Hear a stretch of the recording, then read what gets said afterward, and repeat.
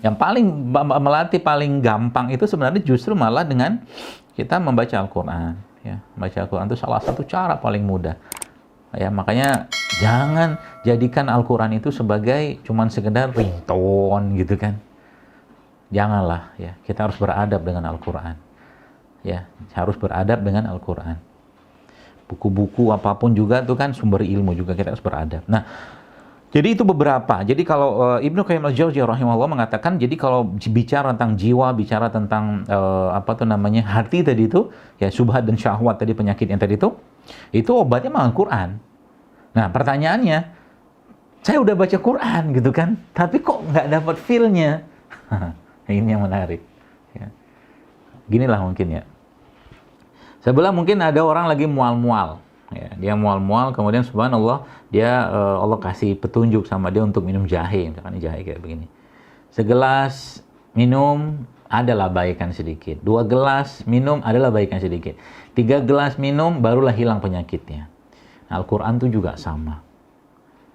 Saya menganalogikannya, ibarat kata kita ini dengan begitu berlimpahnya sakit di hati, di jiwa, di ruh kita ini, sekarang mungkin bisa jadi 1 lembar nggak cukup, 2 lembar nggak cukup, 3 lembar nggak cukup. Bisa jadi 1 juz baru terasa getaran tadi. Maka Nabi SAW, kalau Anda baca kisah-kisah para orang-orang soleh zaman dulu, di luar Nabi pastinya itu, saya pernah membaca, itu bahkan Rasulullah itu pernah semalam suntuk hanya membaca 1 ayat. Kalau teman-teman baca dalam surat Al-Qasas ayat 16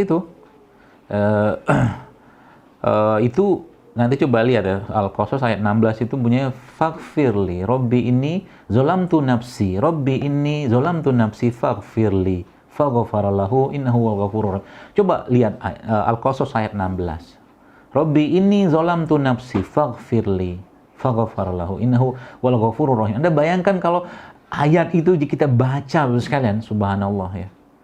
Lama-lama nangis sendiri kita. Mulai itu perlahan-lahan habis ya. Keselnya habis, ya penyakit hatinya habis. Enggak langsung habis mungkin, tapi perlahan. Makanya kita lihat doa-doa dalam Al-Quran itu.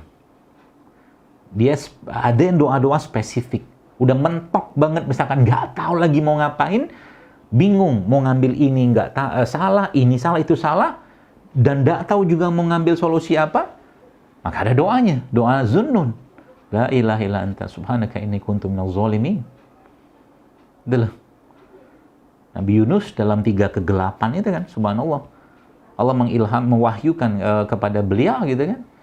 La ilaha illa anta. Enggak ada yang tiada yang berhak disembah kecuali Engkau. Inni kuntu minaz zalimin. Aku termasuk orang-orang yang zalim. Udah mentok banget, itulah. Jadi subhanallah teman-teman sekalian ya. Jadi kalau sudah kayak begini tuh asik gitu kan. Jadi akhirnya nanti apa? Dia akan sendiri ya. Jadi kalau udah ngerti, oh masalah jiwa, masalah soul, masalah hatiku ini bermasalah tuh karena ini, itu di stop. Nah, maka dia sudah mulai milih gitu. Milih teman, milih makanan, milih apa. Nah, baru masuk ke fisiknya. Gitu loh.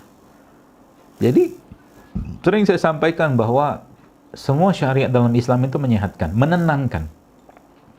Kata Nabi SAW waktu di salah satu perang ya kepada Bilal.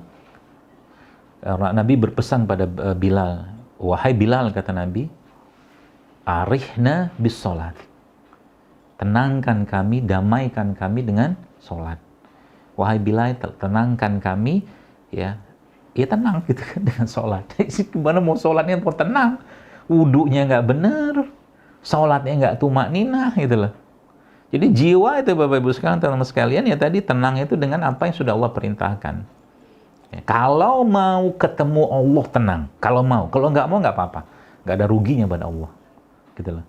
Jadi kalau mau ketemu Allah dengan tenang Bapak Ibu sekalian, ya tenangkan jiwa itu dengan syariat tadi. Minta, ya Allah jadikan Al-Quran ini, ya kalau teman-teman baca salah satu doa yang penghilang kesedihan itu, ya yang di situ kita minta pada Allah, ya Allah jadikan Al-Quran ini sebagai temanku, sahabatku, penenangku gitu kan. Masya Allah doa itu.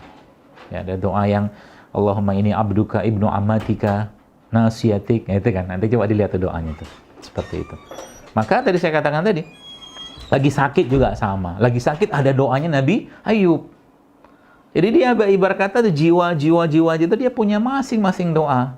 Nabi Ayub ketika sakit apakah berdoa, ya Allah sembuhkan sakitku, hilangkan kustaku, hilangkan bauku? Enggak.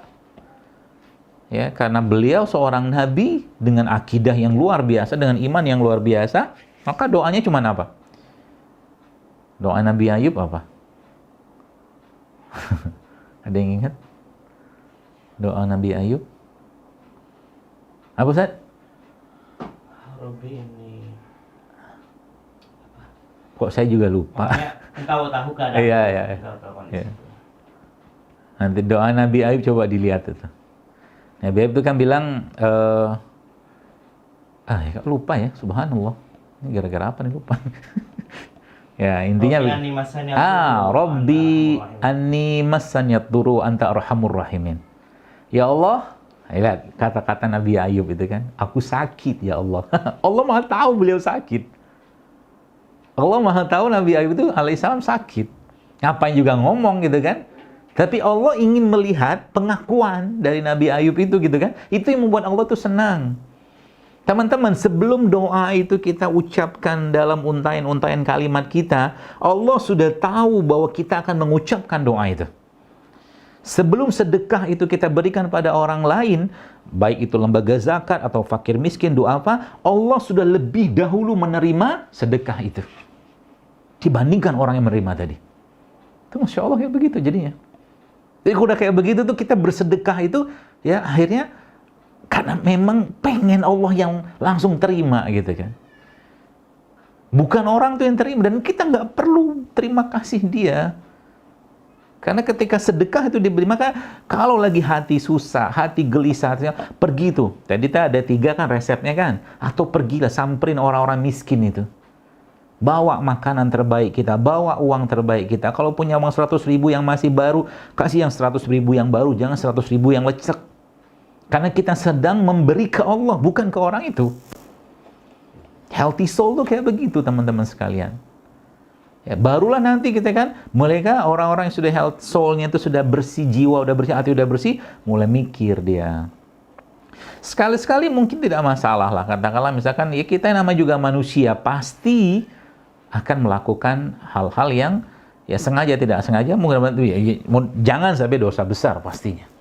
Ya. Jadi maksud saya itu kita minta sama Allah. Bahkan ada satu doa yang mungkin teman-teman pernah dengar ya, Allahumma inni as'aluka fi'lal khairat wa tarkal munkarat wa hubbal masakin. Allahumma, ya Allah, aku mohon kepadamu untuk terus-menerus bisa melakukan kebaikan, wa tarkal munkarat, meninggalkan keburukan, wa hubbal masakin, dan mencintai orang-orang yang miskin. Atau doa Allahumma ati nafsi taqwaha wa zakkiha anta khairu man zakkaha wa maulaha. Segitu. Minta dibersihkan hatinya. Jadi kalau udah kayak begitu, saya Masya Allah, indah banget. Jadi ketemu kita, misalkan gini ya, misalkan Mbak Dini lah misalkan, atau Kakak Dini ya, atau Kakak Dewi gitu kan, mau ketemu gitu kan. Ketemunya karena Allah, untuk saling menasehati karena Allah. Maka ada sebuah hadis yang Nabi pernah jelaskan bahwa nanti di arsy-nya Allah itu ada di arsy-nya Allah itu ada lagi satu mimbar dari cahaya. Mimbar dari cahaya tersebut itu ternyata ditanya oleh para syuhada dan para nabi dan aulia anbiya itu mimbar buat siapa? Mimbar kata Nabi SAW adalah orang-orang yang bertemu karena Allah dan saling menasihati karena Allah. Jadi kalau kita datang ke saudara kita, saudara seiman gitu kan, orang-orang muslim ya, mukmin ya di tempatnya itu, karena Allah kita ingin saling menasihati, ngobrol cerita tentang perkara akhirat agama, maka mimbar itu insya Allah kita akan bisa dapatkan. Asik kan gitu kan. Indah banget hidup kayak begitu. Bukan cuma ngomongin tentang ya apa-apa, dunia sekali-sekali oke lah gitu kan. Tapi coba bicara tentang akhirat lebih banyak. Jadi jiwanya itu, hatinya itu akan damai, tentram. Nah,